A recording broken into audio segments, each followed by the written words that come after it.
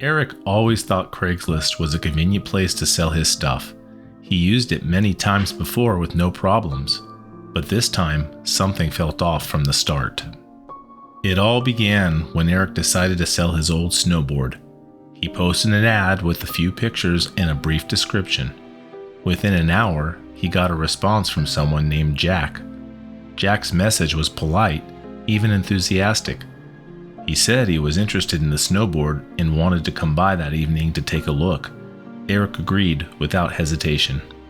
That night, as the sun dipped below the horizon, Eric received a text from Jack. "I'll be there in 10 minutes. Eric replied with his address and went to the garage to get the snowboard ready. The darkness outside seemed thicker than usual, pressing against the small windows of the garage. 10 minutes passed, then 20. Eric checked his phone. No new messages. He felt a slight unease creeping into his mind.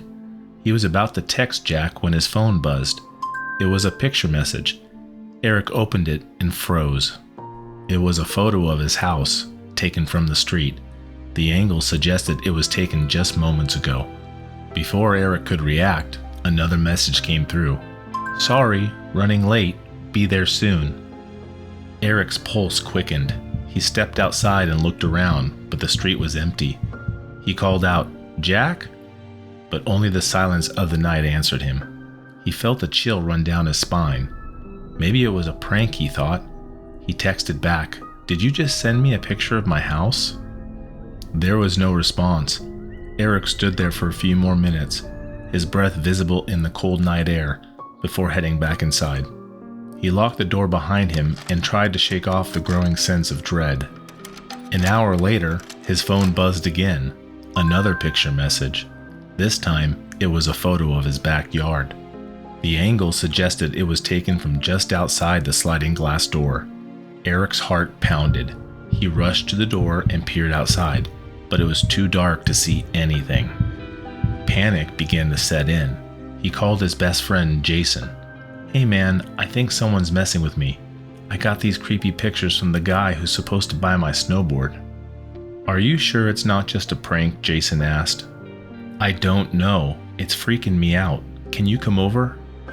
"I'll be there in 20 minutes. Stay inside and lock your doors." Eric hung up and double-checked all the doors in the house. He grabbed a baseball bat from his closet and sat in the living room, eyes darting to every window. The minutes felt like hours. Finally, Jason arrived. Eric let him in and showed him the messages. "This is messed up," Jason said, looking uneasy. "Let's call the police." As Jason dialed 911, Eric's phone buzzed again. This time, it was a video. With trembling hands, Eric opened it.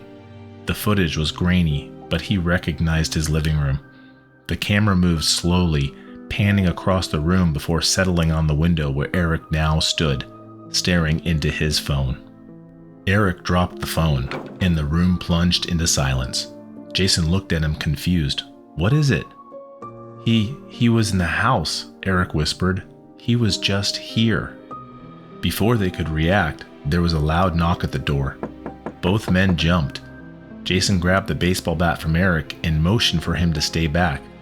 He approached the door cautiously and peeked through the peephole. "There's no one there," he whispered. Eric's phone buzzed again.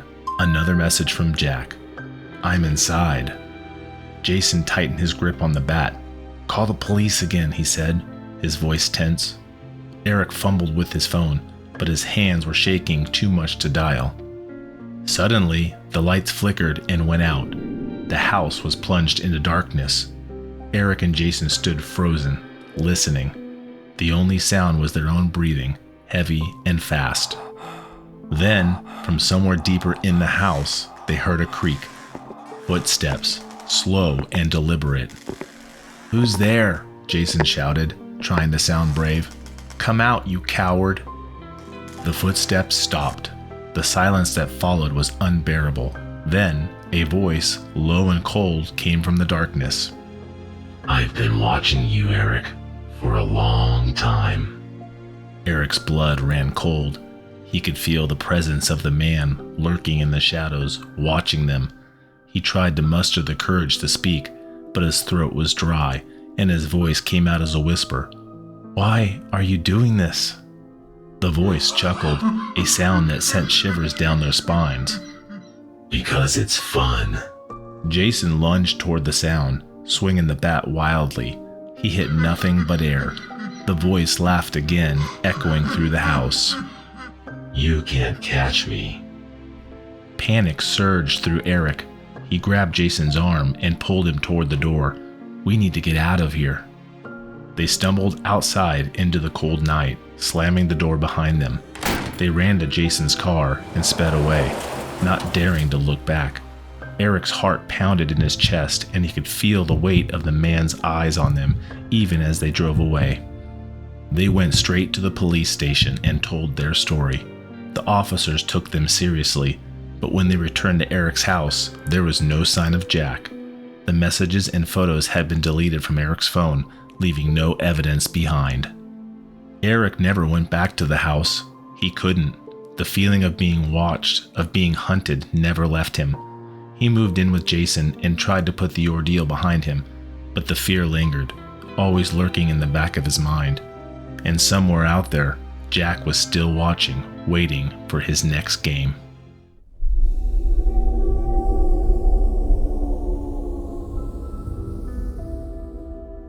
Denise had just moved to the city.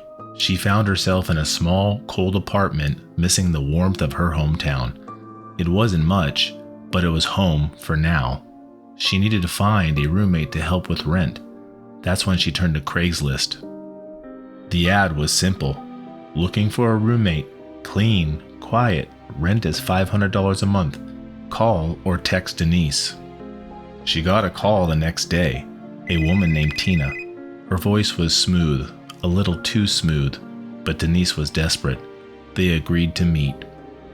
Tina arrived at her apartment that evening. She was tall, with piercing blue eyes and a friendly smile that didn't quite sit right with Denise. She seemed perfect on paper. Stable job, polite, well-dressed. Denise was relieved. She needed this to work out.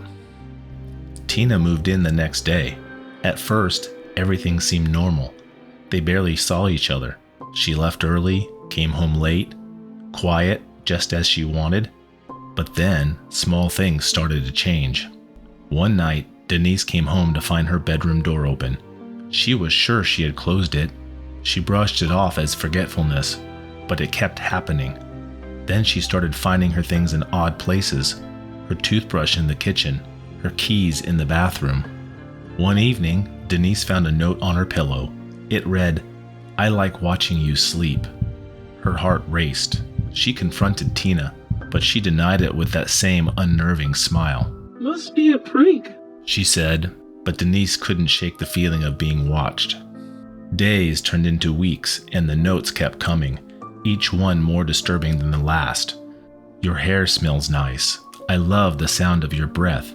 I wonder what your blood tastes like." Denise's nerves were frayed. She couldn't sleep, couldn't eat.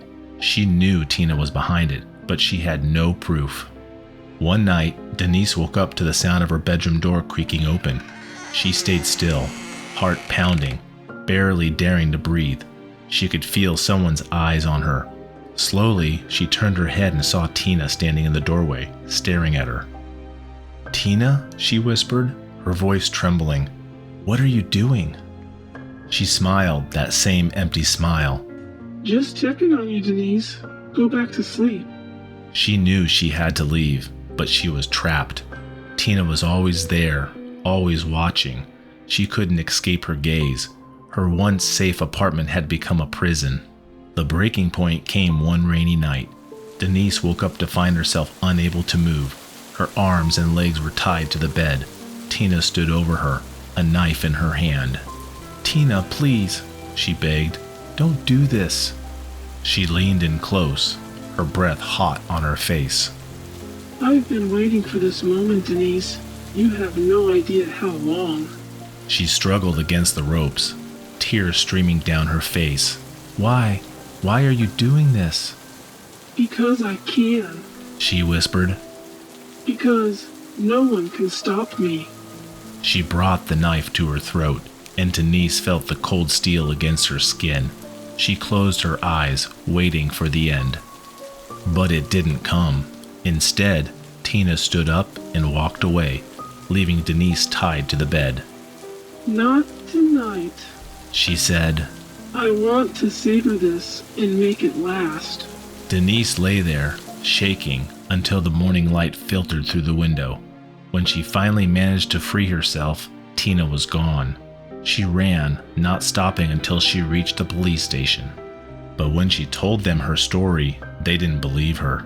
There was no evidence, no sign of Tina anywhere. It was as if she had never existed. Denise moved out of the city, back to her hometown. She couldn't forget Tina's eyes, her smile.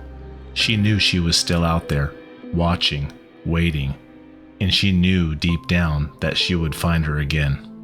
And so, every night, Denise sleeps with the lights on, knowing that one day she may wake up to find Tina standing over her, ready to finish what she started.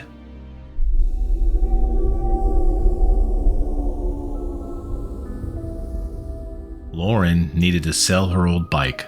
She decided to put it up on Craigslist. She took a few pictures and wrote a simple ad. "Bike for sale, good condition, $50. Call or text Lauren." She didn't think much of it. Who would? Later that day, her phone buzzed.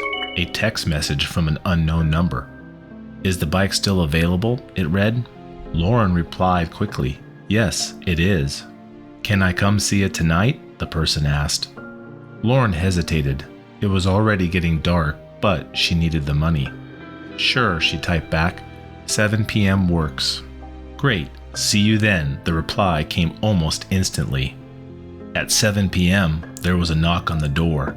Lauren opened it to see a tall man with a friendly smile. He looked normal enough.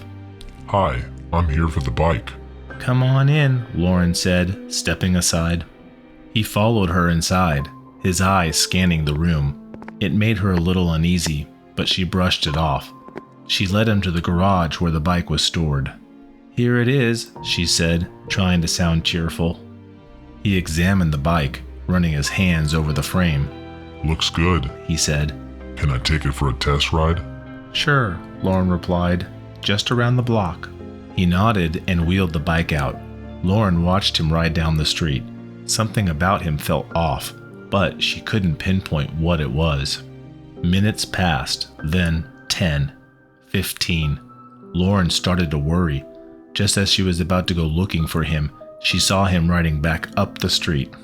"Sorry, I wanted to make sure it worked well," he said, smiling. "That's okay," Lauren said, though she was still uneasy. "So, do you want to buy it?" "Yes, I'll take it," he replied, reaching into his pocket. He pulled out a crumpled $50 bill and handed it to her. "Thanks," Lauren said, taking the money. "Thank you," he said, his smile lingering a little too long. "By the way, do you live here alone?" Lauren's heart skipped a beat. No, I have a roommate," she lied. "Good," he said, his smile widening. "It's not safe to be alone." With that, he wheeled the bike out and left. Lauren closed the door, feeling a shiver run down her spine. That night, Lauren couldn't sleep. She kept thinking about the man's question. Why did he want to know if she was alone? She got up and checked the locks on all the doors and windows, just to be safe. Days passed, and Lauren tried to put the encounter out of her mind. But then, strange things started happening. She would hear noises at night, footsteps outside her window. Once, she found the back gate open, even though she was sure she had locked it. One evening, she found a note slipped under her door. "I know you're alone," it read. "See you soon." Lauren's blood ran cold. She called the police, but there wasn't much they could do. They told her to be careful and to call if she saw anything suspicious. That night, Lauren stayed up, clutching a kitchen knife, her heart pounding in her chest. Around midnight, she heard a noise, a soft scraping sound at the back door. She crept towards it, every nerve on edge. Suddenly, the door burst open, and the man from Craigslist stood there, his smile twisted into a sinister grin. "Hello, Lauren," he said, stepping inside. I told you it wasn't safe to be alone. Lauren screamed and ran, but he was fast. He grabbed her, his grip like iron. She fought, kicking and scratching, but he overpowered her. He dragged her to the floor, pinning her down. "Shh," he whispered. This will be over soon. Lauren's vision blurred with tears as she struggled, her mind racing. She remembered the knife in her hand, and with all her strength, she drove it into his side. He howled in pain and let go. Lauren scrambled to her feet and ran out the door, screaming for help. Neighbors came running, and the man fled, clutching his side. The police arrived moments later, but he was gone. Lauren never felt safe again. She moved away, changed her number, and never used Craigslist again. But she couldn't shake the feeling that he was still out there, watching, waiting. And somewhere in the darkness, the man with the twisted smile waited too, his eyes always searching for his next victim.